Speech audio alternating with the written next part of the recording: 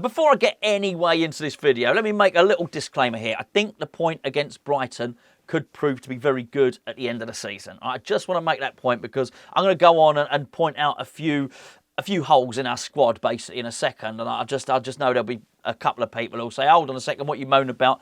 It was a decent point. I thought we defended really well. I think the positives of back-to-back clean sheets, that sort of thing, are very, very good. However, when people have been asking recently, what do you want? What more do you want as a West Ham fan? Well, what I want are basically usable players from the bench. I don't want things to grind to a halt. And when I say things, I mean our attacking game, because we are down 2 players. Now, don't get me wrong. I do not expect the players on our bench to be as good as Mohammed Kudus or as good as Lucas Paqueta. I don't expect that at all. I'm quite realistic with it. However, in Maxwell Cornet, inside Benrahma, and of course Pablo Fornals, there is between 65 and 70 million pounds worth of player there. Now, granted, Fornals was brought in under Pellegrini, but certainly Moyes has been allowed to spend over 40 million on Benrahma and Maxwell Cornet. So whilst I don't expect them to be as good as Kudus or Paqueta, I expect them to be able to produce something. I expect a threat. I expect some goals. I expect some assists. Just not with the same regularity. Now, there's a separate reason for all of them. And I'm not going to go into all the reasons now. You know what I think about the Cornet situation. You probably think the same yourself. The Benrahma one is quite obvious. I think 3 separate things have happened under the management of David Moyes. And I'm not saying this as a means to beat up David Moyes. I'm saying this video as a means to what we must do very, very early in this transfer window. And it's quite clear. I think we'll be all right for now. That's a good point. I think we've probably got enough. Even just Paqueta coming back should be enough to get through Bristol City. Don't get me wrong. All right, that's fine. But if what we want to do is make sure we're in a really strong position with our bench, when people outside, as I say, mention, what more do you want as a West Ham fan? What more do you want?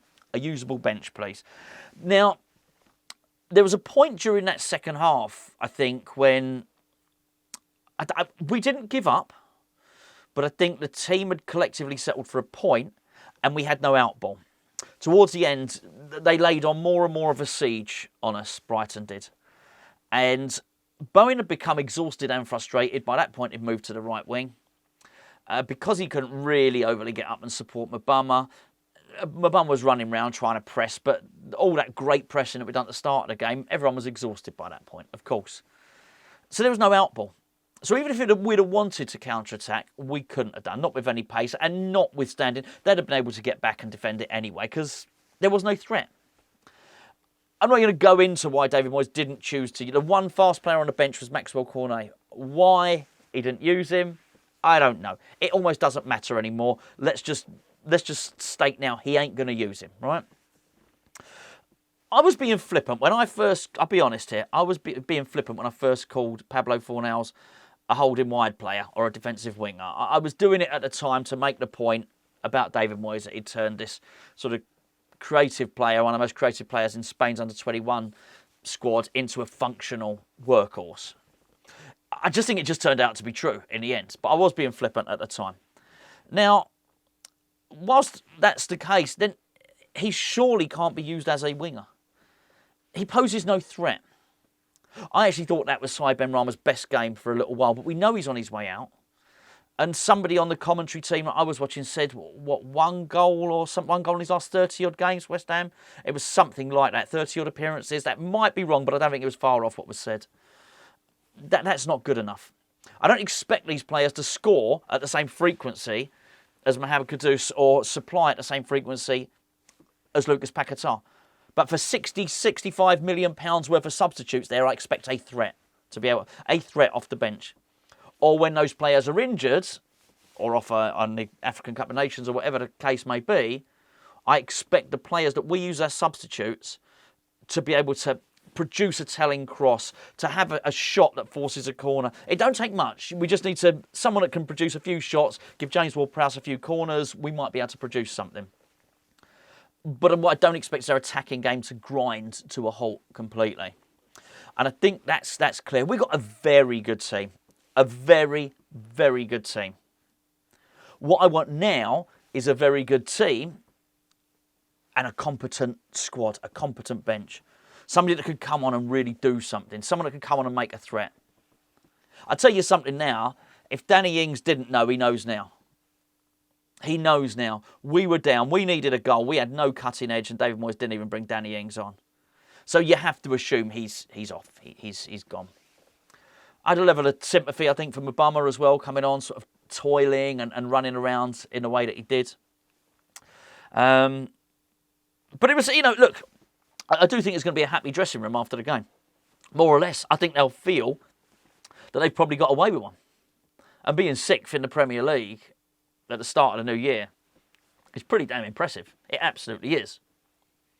But if we are going to get better and we are going to improve and sort of use that as a springboard, because this is something that we haven't necessarily been particularly good at doing at West Ham, particularly in recent years. I say recent years, Allardyce did it. I think there was a point where we were going into near Christmas, sort of in and around the top four under Allardyce. We just never really, he changed the team around. It's a different story. But I just mean traditionally at West Ham, we've not been very good at pressing home our advantage. We've got a really good foundation, a really good base now. And going into the transfer window, we got the opportunity to bring a couple of players in who can really make a difference. Just so as the level doesn't drop off as much as it has. Best case scenario is the best case scenario with West Ham. Is that Edson Alvarez doesn't get many cards for the rest of the season. Is that Lucas Paqueta is back for the next game and his final season. The betting scandal goes away. And Mohammed Kudus comes back from the African Cup of Nations and he's not injured at all. And he carries on. He carries on in the form that he's already been in with West Ham. Now, those things might happen, but let's be fair, they might not. So it's just looking like that. I'm telling you the bloody obvious here.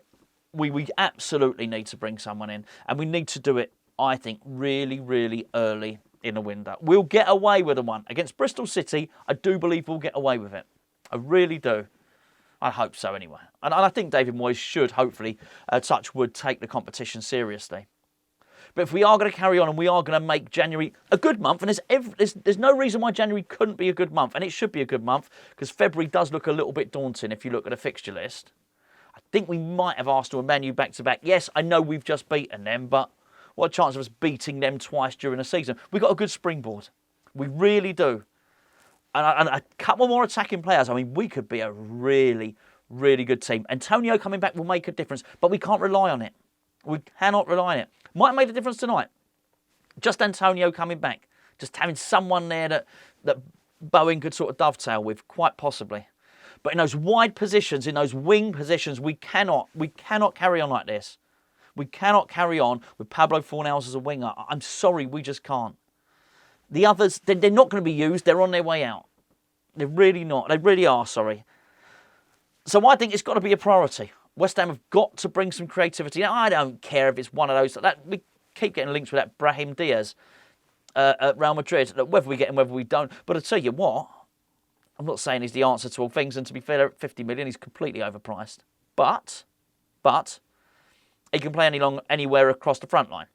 And I think that might be the sort of player we look to bring in. The irony is that's what Maxwell Cornet was. Someone to play left, someone to play right, someone to play through the middle. And for whatever reason, he's lost favour. Moyes is just not getting in. There's no point even talking about him anymore until he sort of leaves, I guess. But there you go. Good point. I'll say it again. Good point against Brighton. But it doesn't mean things can't be improved upon. And I do think that has absolutely shown the deficiencies in the squad. I don't think we're telling Moyes anything he doesn't know. He'll know this. More importantly, I hope Tim Steidten knows it. And even more importantly than that, I hope the ownership can see it. And rather than seeing this as, hey, it's fine, we're in sixth, West Ham aren't in trouble, see it as a springboard to actually go for it. And if there is somehow £30 million behind the sofa or something like that, go and give it to Tim Steidten.